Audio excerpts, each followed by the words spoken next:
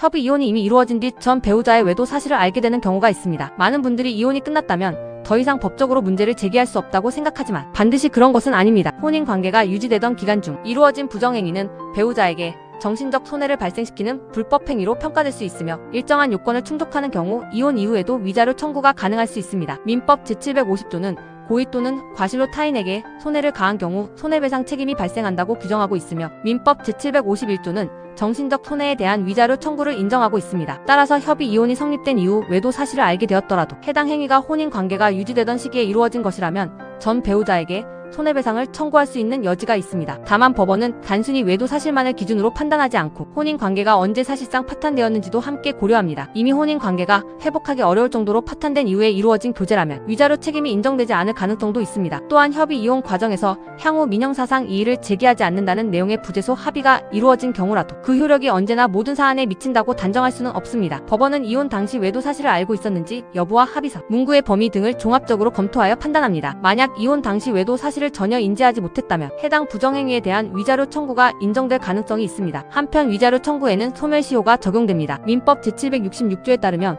불법행위로 인한 손해배상 청구권은 손해 및 가해자를 안 날로부터 3년, 불법행위가 발생한 날로부터 10년이 지나면 행사할 수 없습니다. 따라서 이혼 이후 외도 사실을 알게 되었다면 사실을 인지한 시점부터 3년 이내에 청구를 해야 합니다. 이혼 후에는 배우자의 휴대전화나 생활, 동선을 확인하기 어려워 증거 확보가 쉽지 않은 경우가 많습니다. 상대방이 이혼 이후에 관계가 시작되었다고 주장하는 경우도 있으므로 혼인 관계가 유지되던 시기에 교제가 있었다는 점을 입증하는 자료 확보가 중요합니다. 카드 결제 내역, 숙박업소 이용 기록, 출입국 기록, 차량 블랙박스 영상, SNS 게시물이나 메시지 기록 등은 교제 사실을 확인하는 자료로 활용될 수 있으며 필요한 경우 법원을 통해 사실조회나 문서 제출 명령 절차를 이용하여 관련 자료를 확보하기도 합니다. 또한 상간자를 상대로 위자료 청구를 하는 경우에는 단순한 교제 사실만으로 책임이 인정되는 것은 아니며 상대방이 교제 당시 배우자가 기혼자라는 사실을 알고 있었거나 일반적인 상황에서 이를 충분히 알 수 있었는지가 중요한 판단 요소가 됩니다. 예를 들어 결혼 사실을 언급한 메시지나 가족, 행사 관련 대화 내용 등은 책임 여부를 판단하는 자료가 될 수 있습니다. 이혼 이후 외도 사실이 밝혀지는 사건은